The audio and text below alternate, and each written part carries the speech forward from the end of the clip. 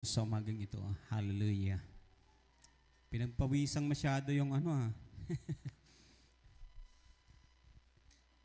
praise and worship leader natin si Ryan.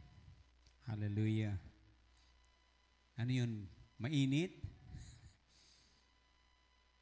Hallelujah. Or it's the fire of the Holy Spirit na nararamdaman mo. We thank God, hallelujah, dahil sa umagang ito, I'd like to say good morning sa lahat po ng nandito. Sabi mo yan sa katabi mo, good morning. Parang puyat ka pa kapatid Hallelujah. And saan ka man nakaupo sa umagang ito, hallelujah, gusto kitang batiin ng isang mapagpalang umaga sa umagang ito. And this morning, makita natin yung buhay natin that God is aligning us. Somebody say, God is aligning me. Hallelujah. Yung ini-align tayo ng Diyos. Hallelujah, na makita natin na God has an appointment sa buhay natin. Hello? Sino alam niya meron siyang appointment? Bilang isang Kristiyano, dapat alam mo may appointment ka palagi. Hello? At maniwala ka na kung saan ang Diyos ay may gustong gawin sa buhay mo. Sabi mo dyan sa katabi mo, may gustong gawin ang Diyos sa buhay mo.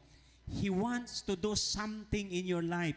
And every time na si Lord may gagawin sa buhay ng isang tao, I want to tell you this morning, hallelujah, God will start by breathing again. Somebody say, breath on me, Lord. Hallelujah. We need the breath of God in our life. And every time na merong gagawin ang Diyos, when God will start something sa buhay ng isang tao, hindi lang basta papapuntahin ng taong yan ng Diyos without breathing His Spirit in the life of that person. See, amay ingas na sa Diyos siya katawan. Hallelujah. Akin, aliwan ordinaryon ingastan. Sige, amay ingas na sa atay kaabay mo. Sige pa, ingasan mo pa atay kaabay mo. Di ba? Hallelujah. When God breathed, pag si Lord ay nagbigay siya ng kanyang hininga, something amazing yung nangyayari sa buhay ng taong yan. Hello?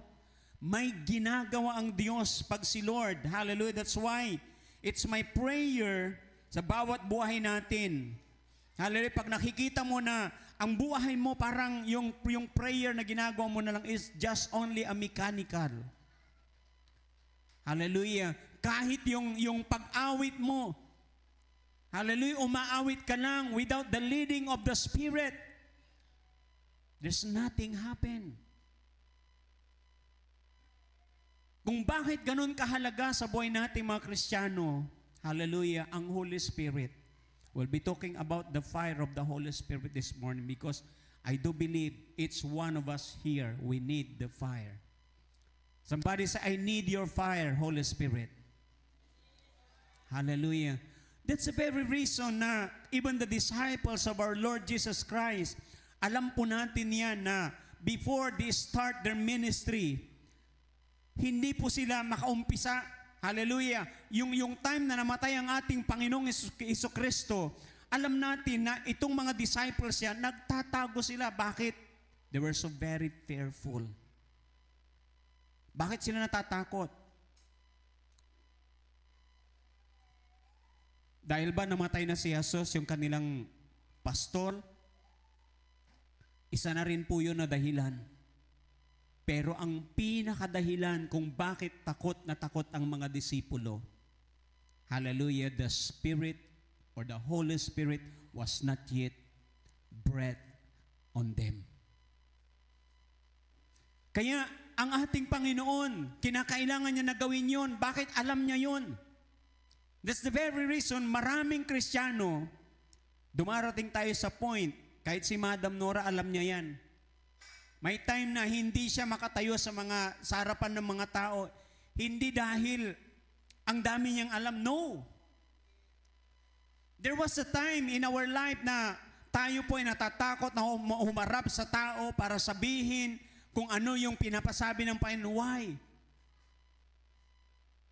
There was no fire of the Holy Spirit in our life. It's the fire of the Holy Spirit that ignites the disciples. Ito yung nag-ignite sa kanila na kung saan they have that boldness. Hindi na sila natatakot, hindi nila kinakatakutan kahit kamatayan. Hello? Why? They have in their heart the life-giving power of the Holy Spirit. Nandoon na sa kanilang mga puso.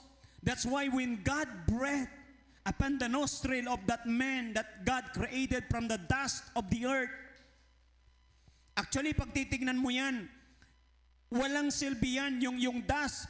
When God formed the man, wala ka pang makikita na kung saan yung tinatawag po natin na nagpa-function siya. He cannot function, or the man cannot function without the breath of God. Kaya kahit ang buhay natin, makikita mo, isang Kristiyano, bakit makita mo na parang useless ang buhay mo? God cannot use you. Why? Bakit parang tayo kahit magpuri sa Diyos, parang wala lang. Wala na yung apoy. Pag wala na yung apoy, hindi ka na excited na pumunta ng church. Pag wala na yung apoy, hindi ka na excited na manalangin. Alam niyo, nung mga panahon na nananalangin dito, pag nararamdaman yun, nandoon yung apoy ng Diyos. Araw-araw, gabi-gabi, nandito yung mga tao na nanalangin. We've experienced that before. Yung mga young people nandito na nanalangin yan. Ayaw nang umalis.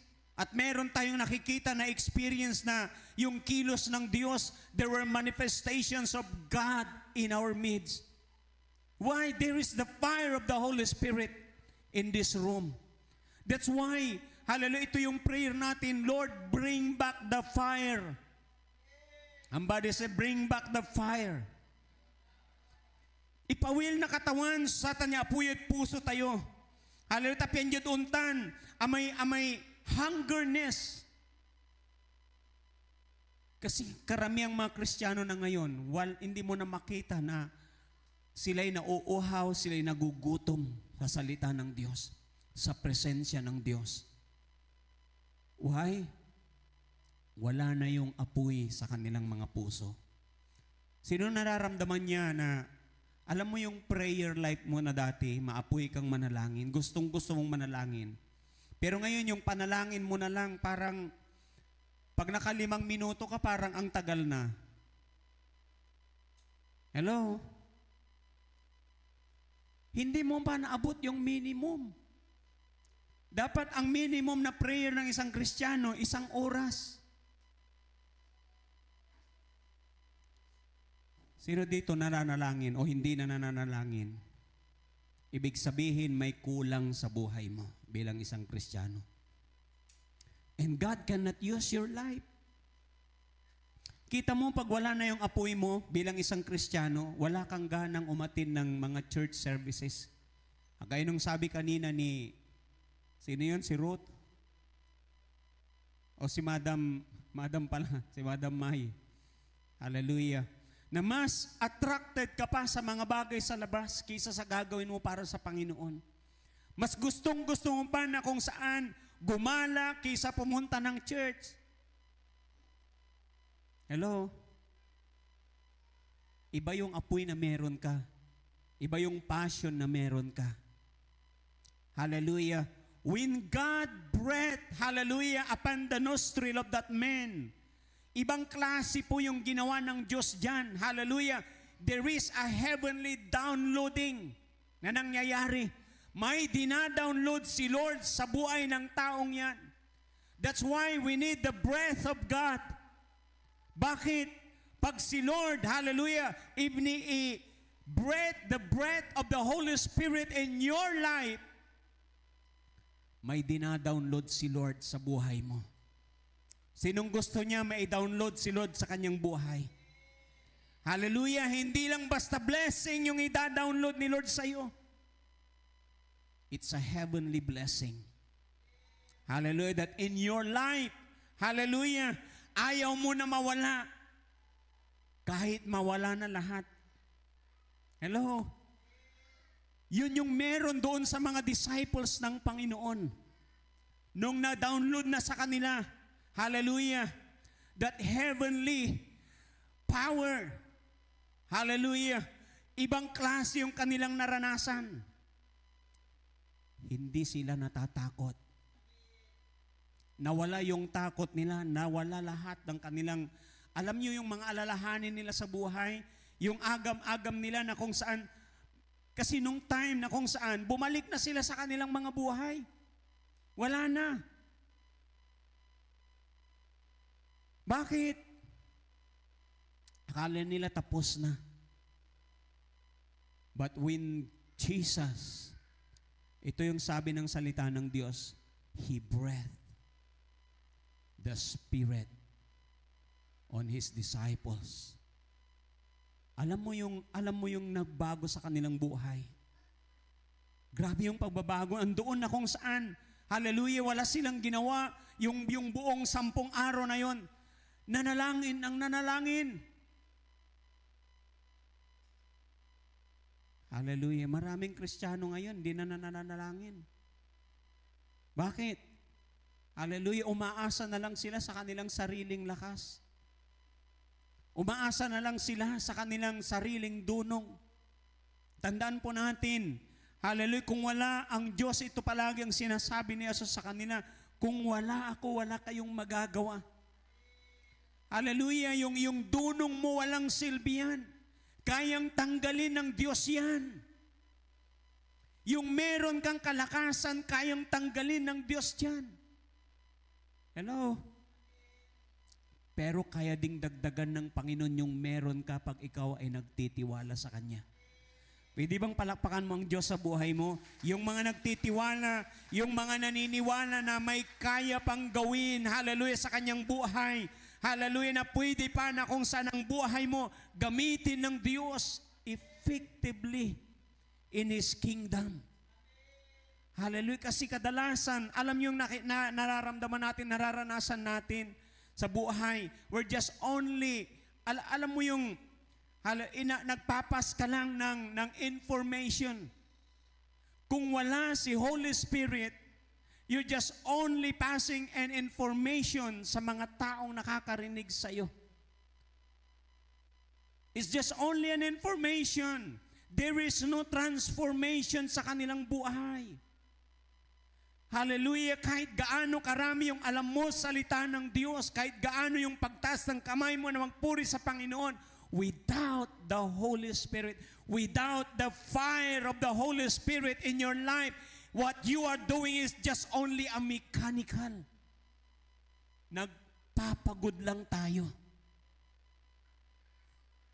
Ang kailangan natin, alam niyo sa totoo lang, hallelujah, when the Spirit of God moves upon the life of the believers in the early church, walang problema sa kanila.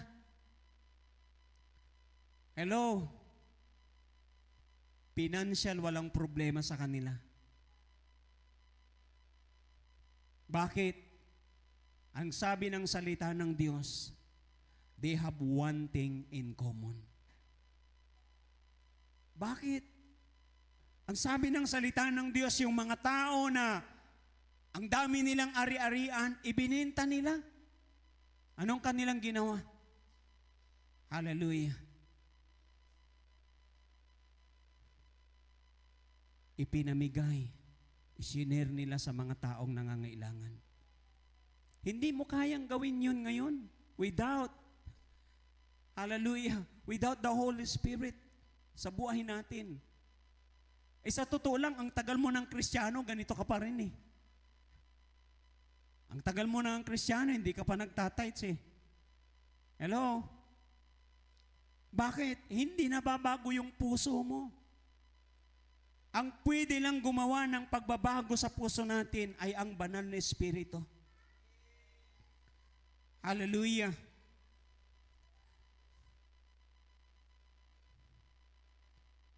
And the Lord God, sabi niya dito, sa Genesis chapter 2, and the Lord God breathed into his nostril the breath of life, and the man became a living soul. That divine breath, the breath of the Spirit, was the ignition point. It was not until the breath entered, hallelujah, into that man. Hallelujah, makikita mo na walang silbi yung alikabok na yan. He only became a living soul when the breath of the Holy Spirit came into his nostril. When God breathed the life of God in him. Hallelujah. May bilay tayo. Bilang sa kay Kristiyano, why God cannot use us. We never allow Him. Kaya napakalaga, pag nasaan natin palagi, Lord, every day of my life, kada kabasan, karuan mo yala ng katawan, breath on me. Hallelujah, breath on me, Lord. Hallelujah, download to me, Lord God, whatever, Lord, you want me, Lord God, na gawin sa buhay ko. Hanggat hindi ka nadadownloadan ng Diyos. Hallelujah. Ang buhay natin, hindi ka gamit-gamit sa Diyos. Hallelujah. What happens? Hallelujah, when the Holy Spirit breath on us. Ang buhay mo nagiging effective sa harapan ng Diyos. Hallelujah. You can become that person that God wants you to be. Hindi nangyayari yung purpose ng Diyos. Hallelujah, yung plan ni Lord sa buhay natin. Bakit? Hallelujah. Tayo na yung nagda-download sa sarili natin. Ang dami nating dina-download. Hello, every day. Ang dami nating dina-download. Sabi nga nila, alam nyo na, ang mga Pilipino daw, tayo yata yung may pinakamataas na porsyento sa Asia, sa buong Asia, pagdating po sa cellphone, sa mga gadget.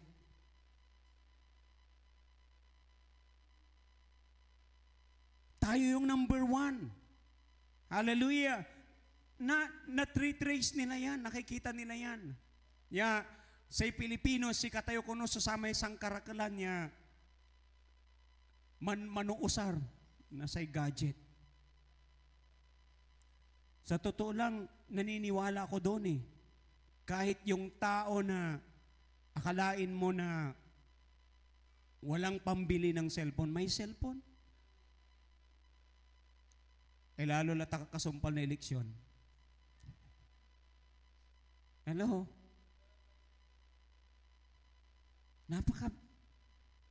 Bakit? Makita natin na itong panahon natin ngayon, sabi ko nga, yung buhay ng isang Kristiyano, hindi ka na dadalhin ng demonyo doon sa lugar na ikaw ay magkakasala kasi alam mo na magkakasala ka doon. Yung temptation ngayon na meron ang demonyo, hindi mo makikita as in parang temptation siya na ilalayo ka niya sa Diyos. And that is your gadget. Bakit? Willing-willing na. Ang daming mga Kristiyano, palaging puyat. Ang tigagawan da, ang pupuyat, irang gapoy kakanaan. Puro galaw. Hello, anto ida-download yun at bilayo. And sometimes, hindi natin naiintindihan, hindi natin alam kung ano yung nilalaro natin. Instead na mag-download tayo ng mag-download about the things of God in our life, ang dinadownload natin sa buhay natin, puro basura, kaya nalalayo tayo sa Diyos. Tapos nag-pray tayo, Lord, gusto ka naming maranasan. Lord, gusto namin, Panginoon, na kumilos ka. Bring revival to our church. Pero ang to'y gagawan mo? Hallelujah. hindi po naka-align yung prayer mo doon sa ginagawa mo. Kinakailangan naka-align or nagsisynchronize. Hallelujah, yung prayer mo sa ginagawa mo. While you are praying that God will bring revival, while you are praying that God, His Spirit will move upon us, kinakailangan din na yung ginagawa mo, nagbababad ka rin, nananalangin, you're meditating the Word of God. Pero sa tagal mo ng Kristiyano, agkwantan wala samploran a memorize mo yung bersikulo. Hello? Hindi po madali. Lalo na sa mga edad natin. Actually, I start meditating the Word of God, memorizing the verses. At hindi po napakadali. Alam nyo yung 7 verse, kailangan kong uulit-ulitin yan. Babalik-balikan kasi kung hindi ko babalikan, mamaya nakalimutan ko na. Hindi ganoon kadali. But when you keep on meditating the Word of God, si Lord may dina-download sa'yo. Hello? May ginagawa ang Panginoon sa buhay mo. And you can see your life day by day. God is changing you. Kailangan natin yun, mabago yung buhay natin. Kasi hanggat hindi nababago ang buhay mo, hindi ka kayang downloadan ng Diyos ng mga bagay na makalangit. Ang dinadownloadan ng Panginoon yung kanilang mga puso na nagnanasa na sinasabi ni Lord, nais kitang maranasan. At nakikita ng Diyos na yung kanilang sinasabi, ginagawa nila. Alam ng Diyos yan. Hello? Hindi lang basta prayer, alam ng Panginoon yung totoong puso mo. Kaya ibibigay ng Lord dahil nakikita niya, totoo yung sinasabi mo sa Kanya. Pero pag hindi totoo yung sinasabi mo kay Lord, malamang walang darating. It's the very reason why God, hallelujah, granted the request of Hannah. Nung sinabi ni Hannah, Lord, bigyan mo lang ako ng anak, yung ibibigay mong anak sa akin, ibibigay ko rin sa'yo. Hallelujah. Sabi mo, Lord, bigyan mo lang ako ng 1,000,000.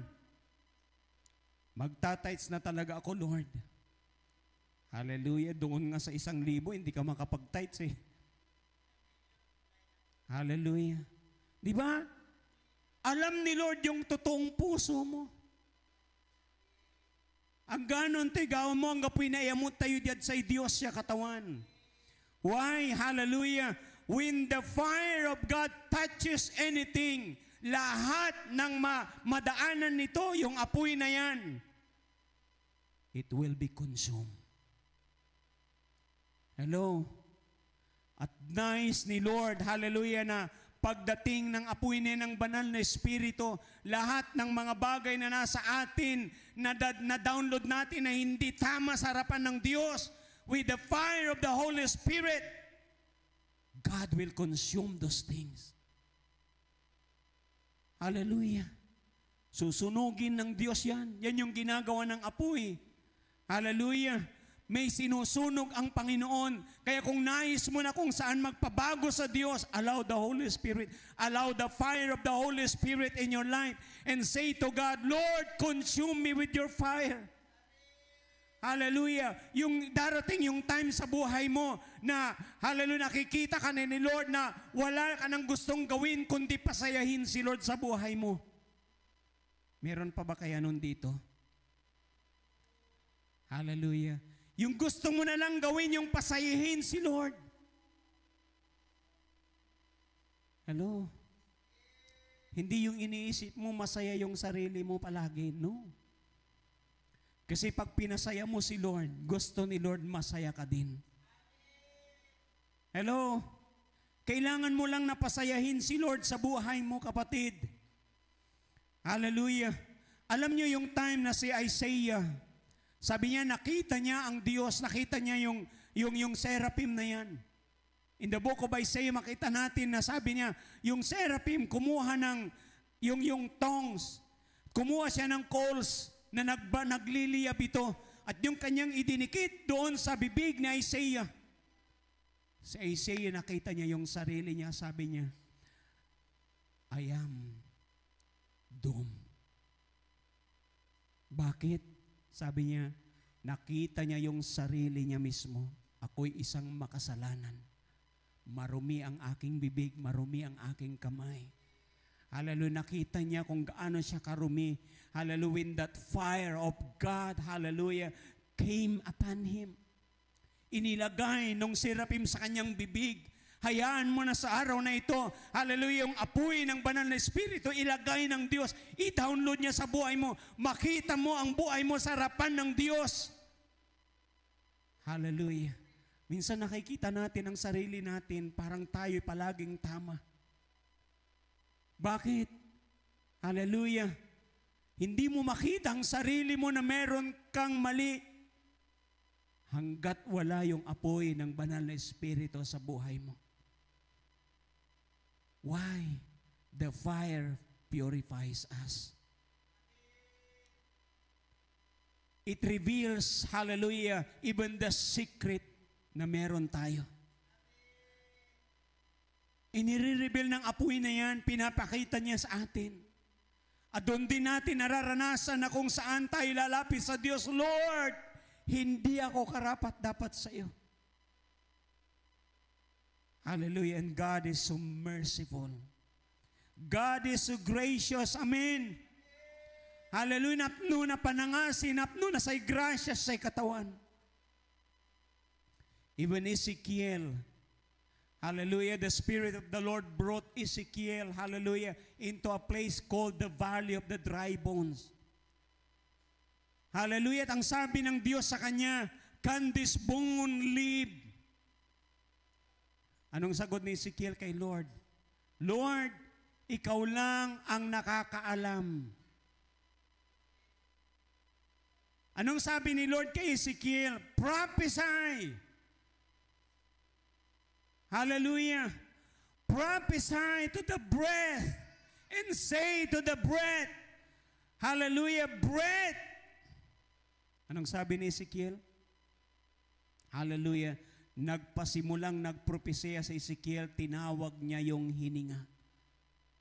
Tinawag niya, hallelujah, yung wind na yan, the breath of life.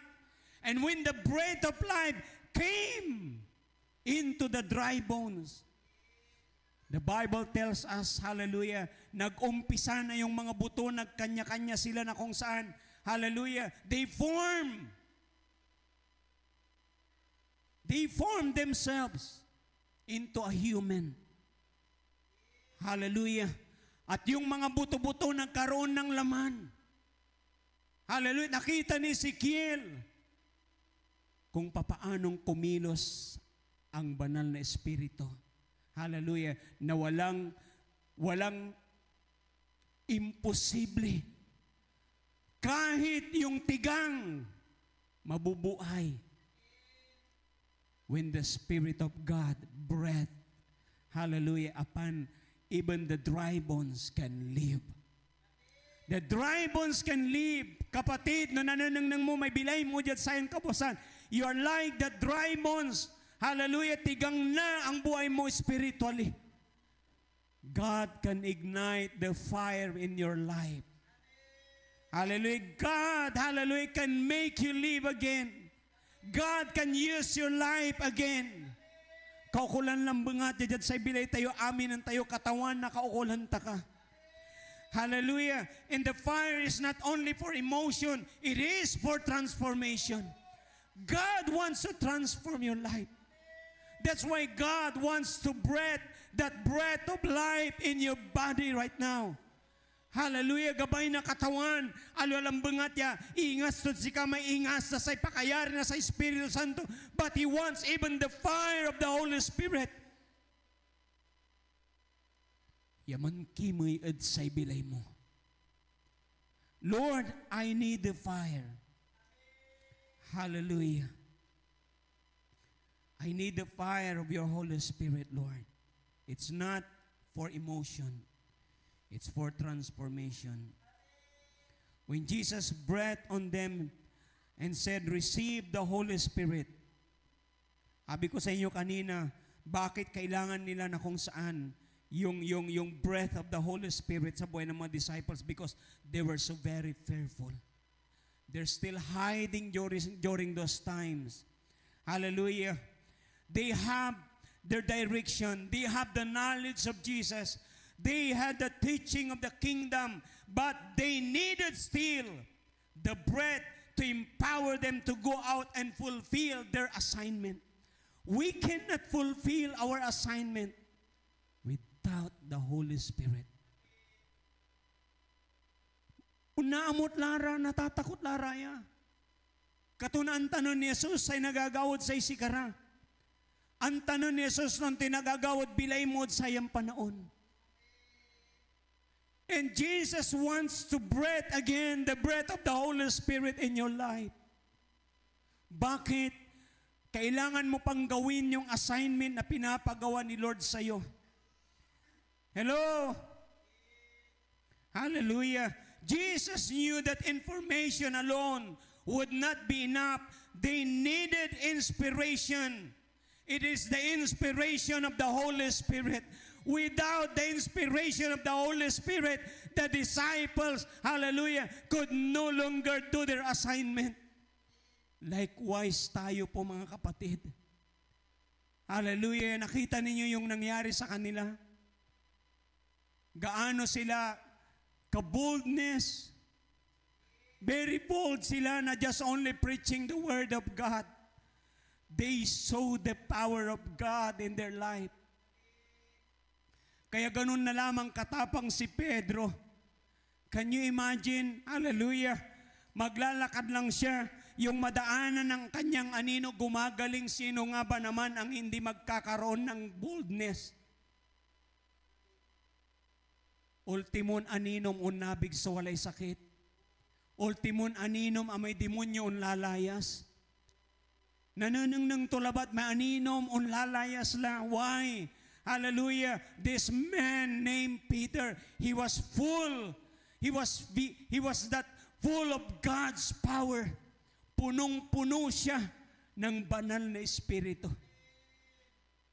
Kailangan po natin sa buhay natin, hallelujah, that we must be filled with the Spirit of God. Somebody say, Lord, I want to be filled with your Holy Spirit. I want that anointing, Lord God. Hallelujah. I need that fire in my life. Hallelujah. Dito nagkaroon ng transformation. God transformed their life. Kaya yung mga tao, nagtataka sila, yung mga matatalino, the scribes, the Pharisees, nung makita nila na nagsasalita si Pedro, sabi nila, di ba ito si Pedro? He was unschooled. He never learned. Pero nagugulat sila kung anong meron sa kanya. It was the power of the Holy Spirit. Meron pa akong narinig na in-interview. A missionary na kung saan, he was very old. Sabi sa kanya nung nag-interview, kung ikaw ang tatanungin, ano ang gusto mo na kung saan mangyari sa generation, the next generation na meron? Sabi po ng taong ito, nagpakadalubhasa ako sa aking pag-aaral bilang isang pastor. I have all the degrees, the masteral, the doctorate degree. Meron ako lahat niyan. But there is one thing that I've learned at nakita ko na gusto kong i-download sa buhay ng maraming Kristiyano. The life of this man, Peter. Sabi niya, itong taong ito hindi nag-aral. Pero ang meron sa kanya, he was full of the Spirit of God. He was full of the knowledge of the Word of God. Sabi niya, ang gusto kong i-download sa maraming Kristiyano, magbabad kayo sa salita ng Diyos, magbabad kayo sa panalangin ninyo. Bakit? Hallelujah. The power of the Holy Spirit can reside in you pag kayo ay babad sa inyong mga panalangin. You're seeking the power from on high, but you're not praying. That cannot be done. That cannot be happen. But when a Christian, hallelujah, prayed, hallelujah, when a Christian meditate the Word of God, hallelujah, the one, yung taong yan na kanyang pinapanalangin, mangyayari sa kanyang buhay ang kanyang panalangin. Why? He's downloading in his life what God wants him to be done. Yung gusto ng Diyos na mangyari para sa iyo, kung yan yung palagi mong dinadownload, tutulungan ka pa ng Diyos. Hallelujah. Say to God, Lord, help me. Hallelujah. Download everything, Lord God, na kung saan gusto mong i-download sa buhay ko. As God breathe on me, Holy Spirit, I am ready this morning to live again, hallelujah, to empower again, to make use, oh God, in your kingdom. Hallelujah. Kung ikaw yung taong yan sa umagang ito, I want you to stand up with me this morning.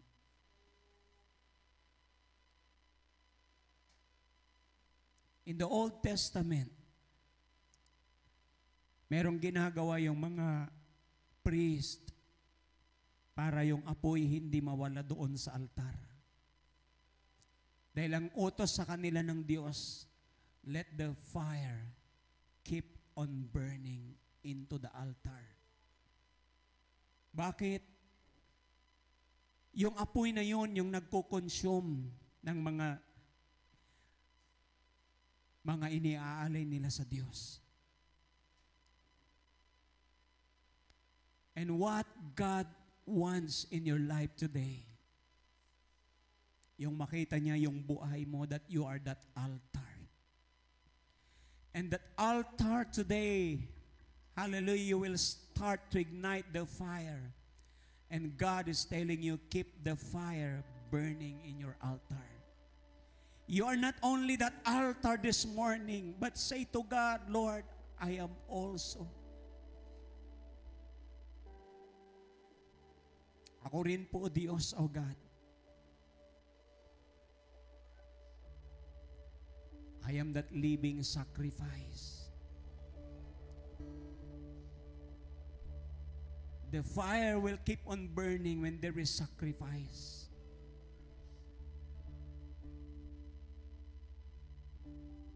Pwede ba sa umagang ito, pakanasain mo na lagyan ka ng Diyos ng apoy. Hingaan ka ng banal na Espiritu ng kanyang kapangyarihan. Na yung buhay mo, hindi na yung dati na nakikita mo na sa bawat araw, walang nagbabago. Panginoon, gusto ko ng apoy na yan. Hallelujah. Shanda rabakaya rabasondo rayakante. You were made this morning to burn, not just to survive. Because you are that living sacrifice. Sabi ni Paul, I beseech you, therefore, my beloved brethren, by the mercies of God, that you present your bodies as a living sacrifice, holy and acceptable unto God, which is your reasonable service unto Him. You can only be a holy sacrifice before the Lord kapag ang banal na Espiritu kanyang tinupok yung mga bagay na meron pa dyan na hindi ka nais-nais sa Diyos. But today, hallelujah, you need to surrender everything. Everything. Lahat ng bagay na hindi po nakapagpapasaya sa Diyos.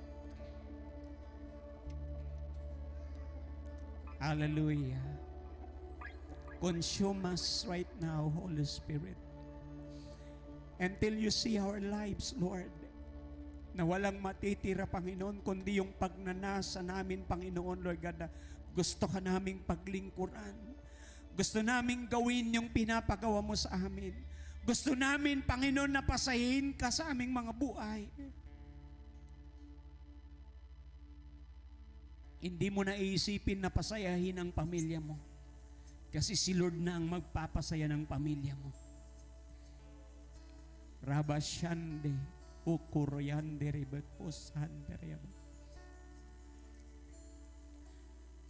If you are that person this morning, why don't you just lift up your hands to God and say, God, gusto kong downloadan mo ako, Diyos. Na sa araw na ito, Panginoon, ito yung tuwirang pagbabago na gagawin mo sa aking buhay. Na wala akong ibang nanasahin sa bawat araw, that every morning, Ikaw, Panginoon, ay aking hahanap-hanapin. Kung hindi mo na nararanasang manalangin, hindi mo na nararanasang basahin ang Biblia mo, ito yung time na kailangan mo si Holy Spirit. Why don't you come and surrender your life once again to God and say to Lord, Lord, I ask you with my whole life. Muli mo akong downloadan. Kargahan mo ako. Apuyan mo ang aking puso. Breathe life on me, Holy Spirit.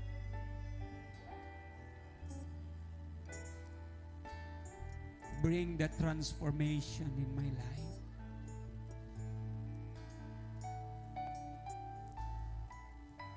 At yung ida-download sa iyo ng Lord, ida-download mo sa maraming tao.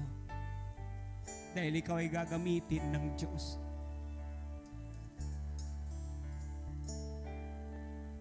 Just lift up your hands right now. Talk to God.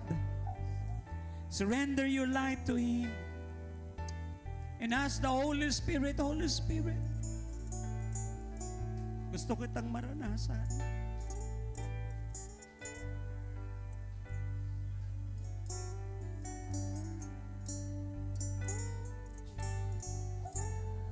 If you feel to come to the altar, if you feel to kneel down, feel free this morning. Do what it pleases the Lord in your life.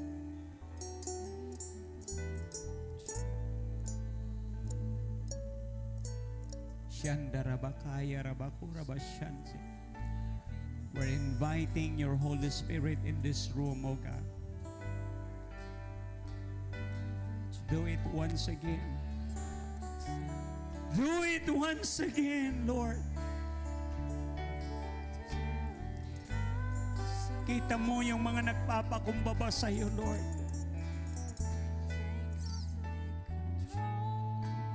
Kita mo, Panginoon, yung mga puso, Panginoon, na nagnanasa sa iyo.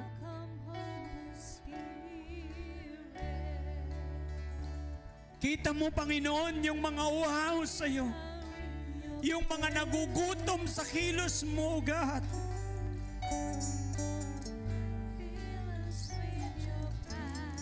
Katagpuin mo, Diyos. Katagpuin mo sila. Hilagay mo yung apoy na yan, Panginoon, na mag-aalap. At hindi na kailanman, Panginoon, O God, manghihina yung apoy sa kanilang mga puso. But their fire will keep on burning, O God.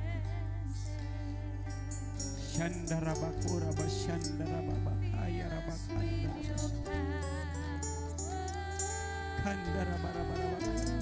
Yes, Lord. Yes, oh God. Yes, Lord. Ignite the fire. Holy Spirit. Ignite the fire. Transform their lives, oh God. Hallelujah. Thank you, Jesus. Thank you, Jesus. Come on, just surrender your life to God. Give your life to the Lord. Let God use your life. Hallelujah. Dahil sabi din ni Lord, if you are willing and if you are obedient, hallelujah, God will not only download His Spirit in your life, He will download every blessing. Hallelujah. Hallelujah sa buhay mo, kapatid. You have to be willing. You have to be obedient to the Lord. Thank you, Jesus. Thank you, Lord. Touch right now, Lord God, those hearts. They're willing, God, hallelujah, na maranasan ka, Panginoon. In the name of Jesus. In the name of Jesus. O Rabashanda Rabakaya Rabakunda Rabashanda Rabakande. I ask for your Holy Spirit, Lord. Download, God. In the name of Jesus. In the name of Jesus. Breath life, oh God. Breath life, oh Lord God. Let the fire of your Holy Spirit, Lord God, touch this body right now, Lord. In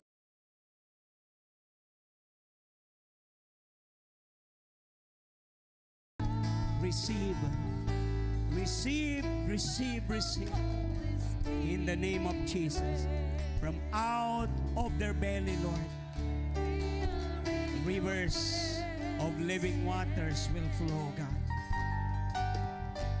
In the name of Jesus. In the name of Jesus. Touch right now, touch. The name of Jesus. The name of Jesus. Yes, Lord. Yes, Lord. Thank you for this life, oh God. In the name of Jesus. Holy Spirit. Holy Spirit. Your fire. Your fire move. In the name of Jesus. In the name of Jesus. That anointing, God. The name of Jesus. Soriande. Kirosondareabakaya. I speak that life, Lord God, to flow in the name of Jesus. Breath life, oh God. Just as you Adam's nostril, Lord God. In the name of Jesus. Fire! Your spirit. The name of Jesus. The name of Jesus.